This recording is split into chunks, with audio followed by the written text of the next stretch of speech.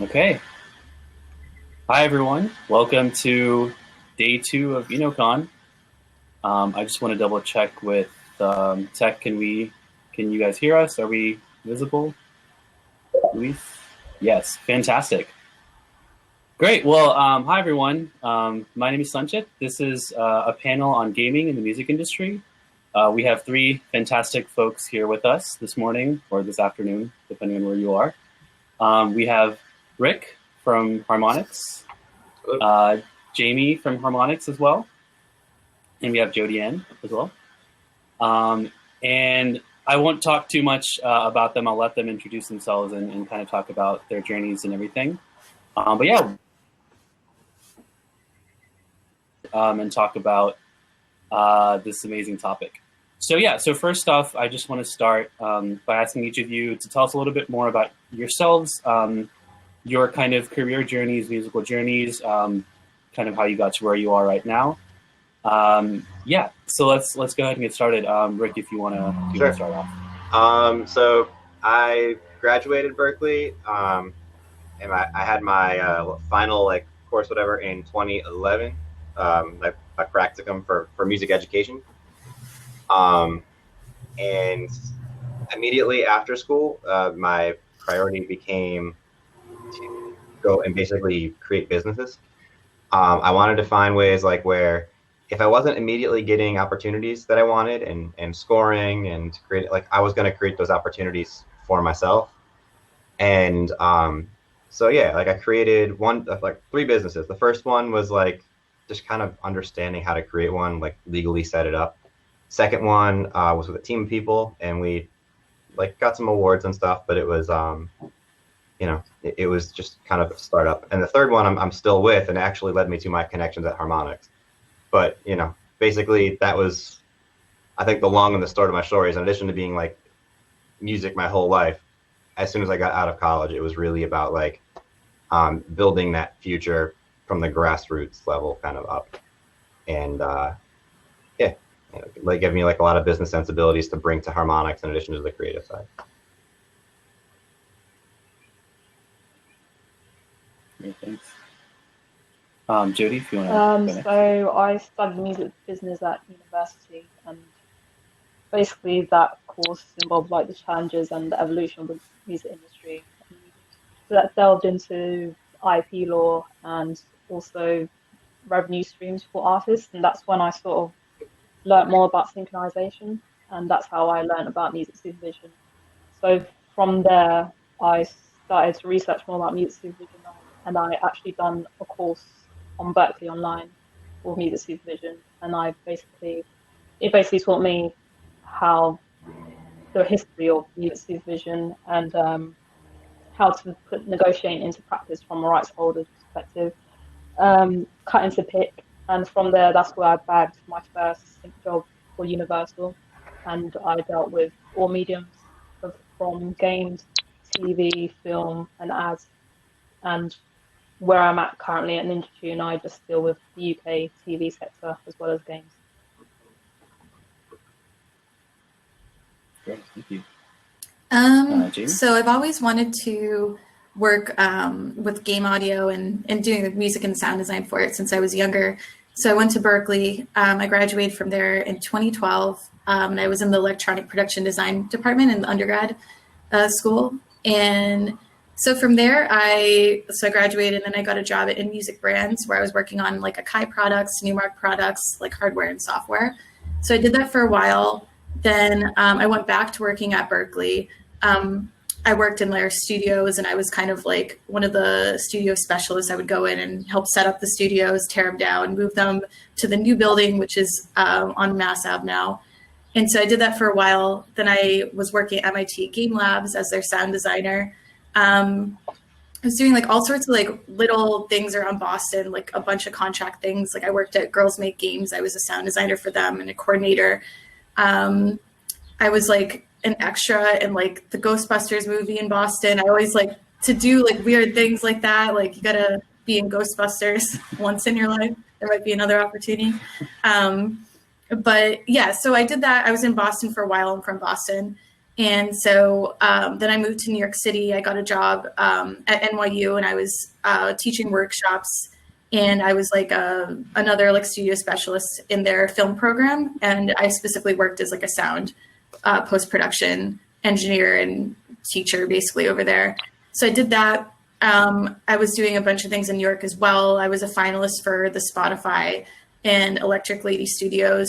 They had like a producer residency. So I was over there for a bit, and then I got really homesick. And then I said, Rick, I need a job. And Rick said, we're hiring at Harmonix. And I said, I'm applying. So I got a job at Harmonix, and I'm having my 1-year anniversary come up in September. So that's what I do now. Awesome. Congrats. Great. Thank you all so much. That's super cool. It's really inspiring to hear that. Yeah, it's fantastic to hear all the things you've done and how it's taken you to where you are. So clearly you've all been involved with the gaming industry in some capacity or the other. I think it's interesting for us to hear because we talk about the gaming industry more and more every year at Berkeley and otherwise, but it's still kind of, I would say, a new field for musicians to get involved in. What can you tell us about working in the game industry? How has it been for you? And also, how does it compare maybe to working in film and TV? Jody, do you want to start with that? It's actually working from the rights holder's perspective. It's actually interesting to see artists become more involved in terms of scoring for a game. In terms of TV, it can kind of share some similarities in terms of licensing, but in terms of the way it works, I think it's more challenging to compose a game. And I've been fortunate enough to work with a composer for an upcoming game right now where, you know, it's their first time and they basically don't know like what to do because they're scared. It's not like TV where, you know, TV can bring in a composer at the very last minute when everything's been shot. And, you know, from what I learned with the game industry, it's a very close-knit family and is very welcoming to first-time composers.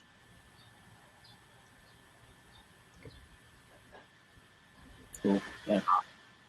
Anything you want to add? Yeah, no, I mean, so I'm more like from a music tech kind of background. Like immediately after kind of getting out of school, all my businesses I did were around music and technology. So like I don't have as much like breadth to speak to like how it compares to film and other areas.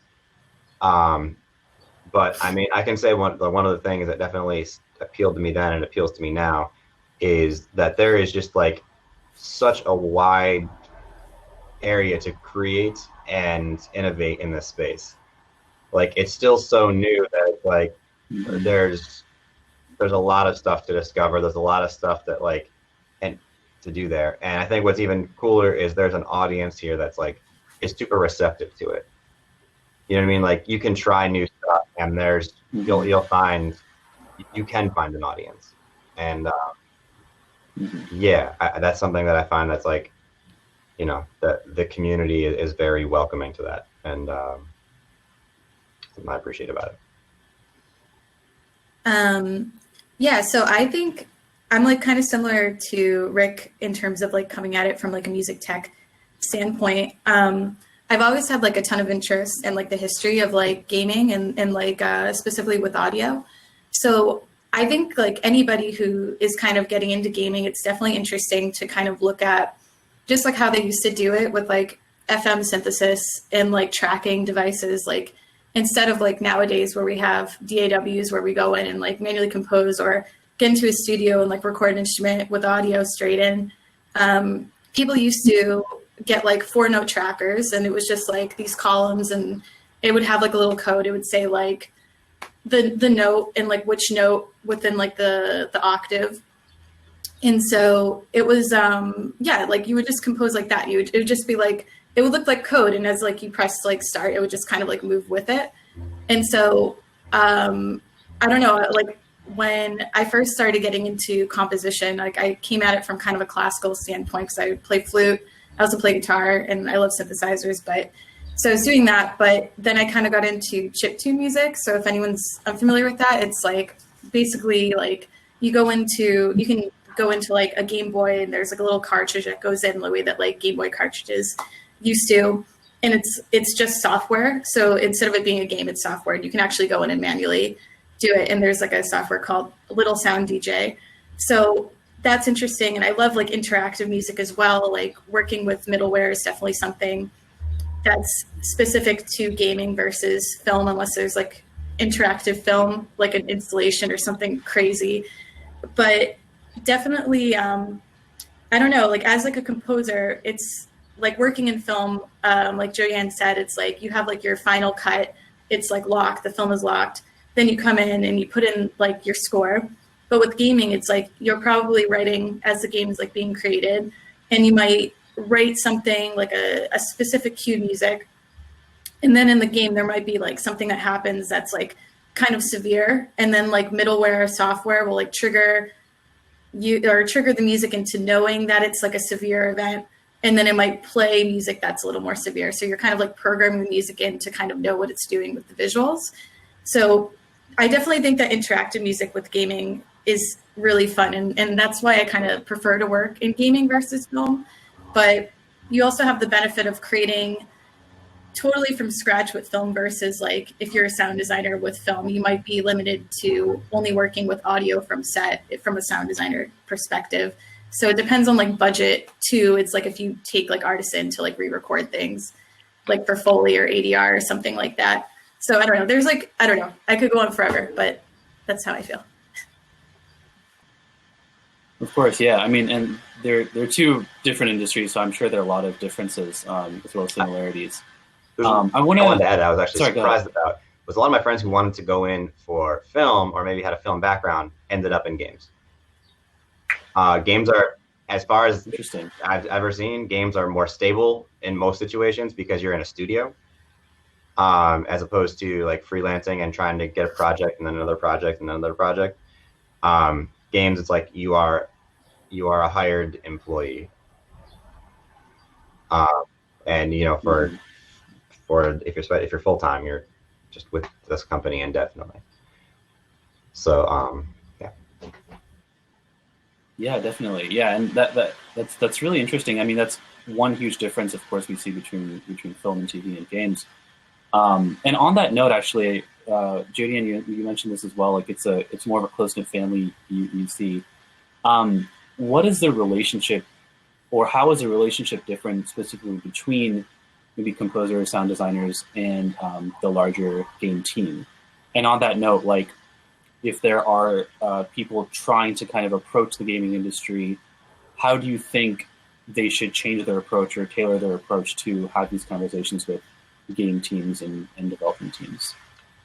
Well, I don't work in the gaming industry, so it's kind of hard to say. But in terms of people trying to get out there, like how composers always come to Ninja Tune and produce or send their music to us to listen to, I always give them advice of just send the SoundCloud links, and I always say to people like never be afraid to ask industry professionals, because what is the harm in doing that? There's no harm whatsoever.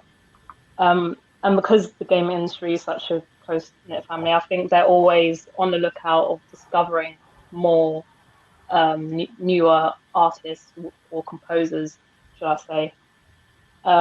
In terms of music industry, I think we're more strict because it's unsolicited material. I'm not saying that we don't listen to everything, but because everyone's thinking of the same thing and sending us music all the time, we're not going to have the time to listen to every single thing. So maybe game industry is actually an easier path to go down in terms of breaking into composing. Mm-hmm. Yeah, definitely. Do you want to add anything? I guess just to the point you're saying about the industry stuff, there's always opportunities to I found to compose or add stuff to kind of get your feet wet, even if you don't come in as a composer. Yeah, it's just like a little addition to what Jody was saying. Definitely. Yeah, and And another thing I hear a lot is a kind of this difference between indie games or small game development teams and larger companies like, let's say, Harmonix, that you both work for.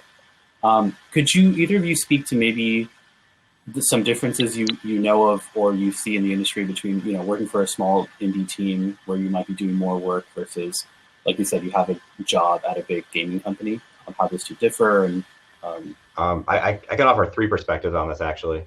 So I have that startup company I was talking about that I still continue with. And then there's like indie companies and so first off is the smaller you are, especially if you're a startup and you're like kind of creating opportunities, even if your main goal is to create music, you're still like a CEO. You still have to do a lot of business stuff that's just outside of music. The bigger your company gets, the more you can concentrate your role. So I think that there's, you know, maybe on an indie team, for example, you are the audio person versus on a larger team, you are the music person, right? So it's like specialization increases as the company size increases. And I would say that's like a major difference between as studios grow. But yeah, that's, I mean, beyond that, I think it's just like every indie studio, like you're trying to make it, trying to make a hit product. And then I think the difference and the number of ways that you can search as an indie studio for that answer and for that next big project is, you have no identity yet. So in terms of what game you make next is like, there's no expectation. If you look at, Naughty Dog, you kind of expect them to make like a shooter game, or maybe Crash Bandicoot and go back to that. But The Last of Us, Uncharted, you kind of like have this, whether it's like this kind of acting and like this kind of like driven narrative, or whether it's like the action sequences and stuff, you kind of have an expectation of what that large company's specialty is and the path they've gone down. Versus like, there's a company that just made a game called like Quantum League first, and it's like a time-shifting first-person shooter on Steam. And it's like, what's that company's next game? Like, maybe it's gonna be a shooter, but they might be able to be like more nimble and go for other things. But yeah, that's my point. Is like as you grow, your specialties grow.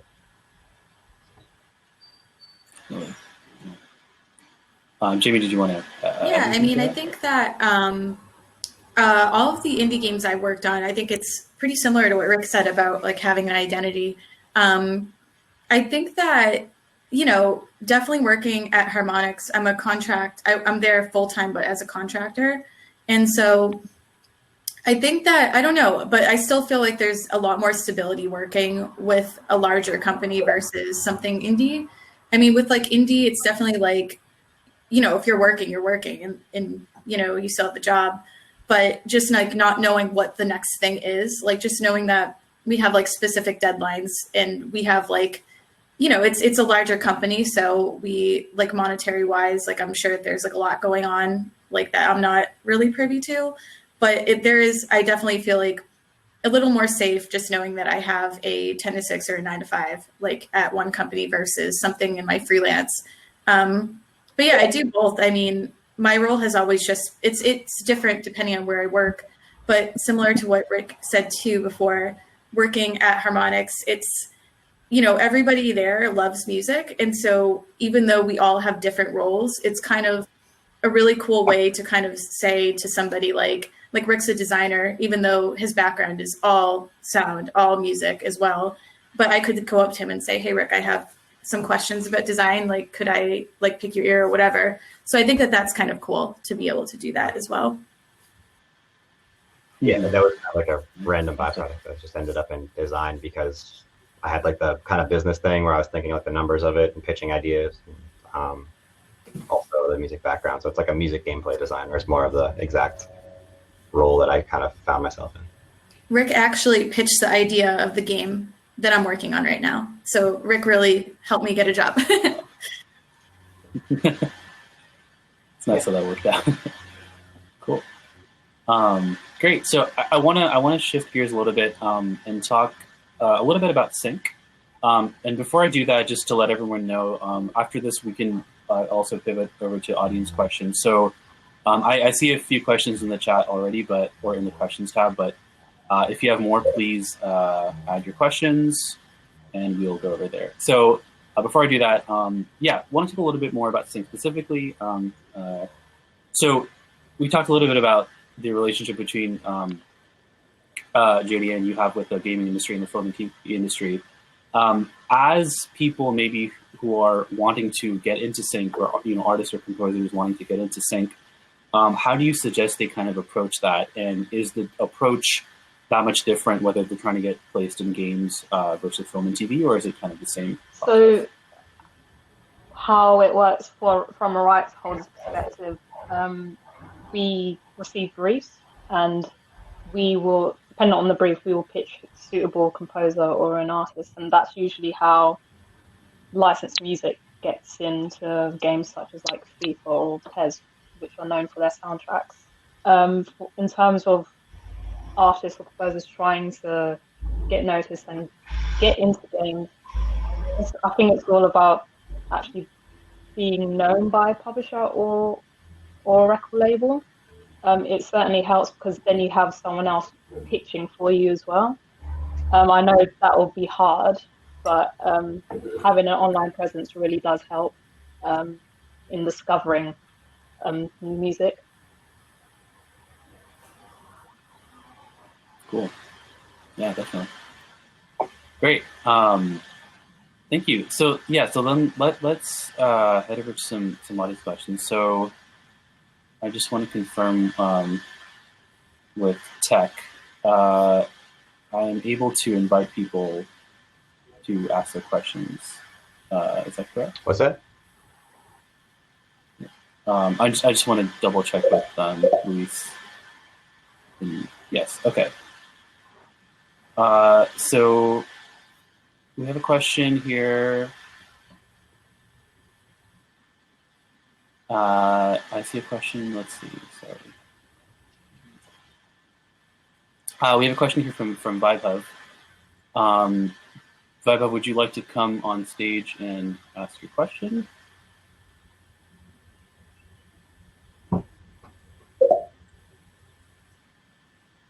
Or I can ask for you, of course.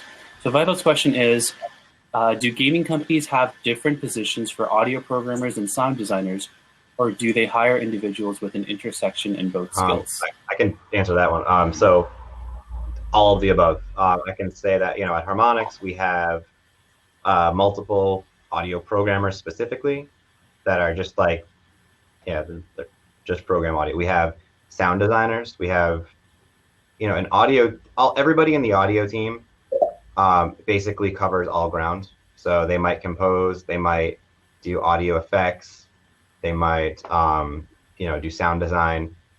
But then we also do have audio programmers. And then, like I said, for cases like myself, there are music gameplay designers. So it's like I'm designing how music is played with. Other people are, doing audio or coming up with how to use the audio in the games and like programming. I need to keep that one a little high level, but that's. Okay. Of course. Yeah. And yeah. Great. I have another question here from Sophia. Sophia, I can ask the question. So Sophia is a current EPD, Electronic Production and Design student at Berkeley. The question is, what can I do to expose myself to more to music in gaming? What can I do to expose myself more to music in gaming? I definitely think that right now with the pandemic, things are harder in terms of networking. When I was an undergrad, I started working in the indie game industry, and I would go online, basically looking for indie developers who are looking for beginner sound designers or composers or both. And I was able to connect with people just online. So that's something that you can always do, whether there's a pandemic or not. But definitely with exposing yourself to music and sound and gaming, play games. Like that's like the best way. Same way as like if you're trying to become like a better music producer, the best way to do it is to listen to music. As weird as that sounds, like obviously you need to know like the tech behind it. You know how to like record, how to like write music, but being a good listener is the best way to kind of expose yourself to anything with music. So yeah, I definitely think that like, you know, kind of look into, I don't know. I guess like look online and look for people who are looking for someone like you. And if you feel like you still don't have enough experience, like don't be afraid to ask. Like Jody-Ann said, like you can always reach out to industry professionals and get advice. Yeah, I mean, for sure, just like ask questions. Can I add one point to that actually is be active on your social media platforms. Like not like, you know, like I think it's one thing to like you find your communities, you do all this stuff. But I can tell you that, for example, Jamie, like I've just known her involvement, and I've known how active she's pursued music tech for so long that when she mentioned that she was coming back to Boston, it was like a no-brainer. It was like she posted that up on, I think, on Facebook, and I was like, oh, well, this is perfectly coincides with our opportunities, right? And the same could be said also for, you know, if you're posting about like stuff your band or your you know you're doing as an artist or a composer, I can say like I'm looking for that stuff, right? I mean, like some people might see it as like shameless self promotion, but like the reality of our industry is like if you're keeping active in your networks, like that's a great for me. That speaks to me. Like I can see that you're active. I can see you're putting the time in. I'm really not looking at it as in the same way of being like shameless self-promotion. I'm looking at it as being like, I'm not going to respond to every single post. I'm not going to make, you know, one post is not going to make the difference. It might be 100. But at some point down the road, it's like, all right, I've seen this person's activity over years. And I'm like, well, we have an opportunity and this aligns. Yeah, definitely. Great. And so there's another question here from Ryan. Ryan, would you like to ask your question? If I can ask it for you. Is Ryan still here? Well, anyway, Ryan's question was, how do you break into the music for gaming scene? Do you just contact indie developers with a portfolio? That's what I did. Go on, Rick. No, you go first. Yeah, that's like what I was saying before. Like that's pretty much what I did. I'm sure that like this forum will completely blow up after I say this, but I actually, when I was in my undergrad, I was like in the same place. I knew what I wanted to do, but I was like, I have no idea how to get there because everyone I went to school with was, at the time, everybody was like, I want to do the same thing. So I'm like, how can we all get work if we're all doing the same thing and no one is actually developing games? So, because Berkeley is so, you know, it's like a music school. So I think I posted a Facebook status probably in like 2008. And I was like, what do I do? And an acquaintance of mine who I had met at GDC who went to Berkeley, his name's Rich Freeland. And a lot of people might know him as Disaster Piece now. He completely blew up. He did music and sound for Fez. And he was like, at the time, he was a few years ahead of me and like more experience than myself, but still that was pre-Fez and we were all like trying to like get work. And he was like, I went on TIG Source and it's like an indie game development website. So there's a bunch of different forums. And so at the time I was just like looking for people who were looking for people like me. Like I was just like, I know kind of how to write music. So I'm taking classes in like MIDI and like whatever. And like still had no idea what I was doing. I was just like bopping around the universe, like confused and like whatever.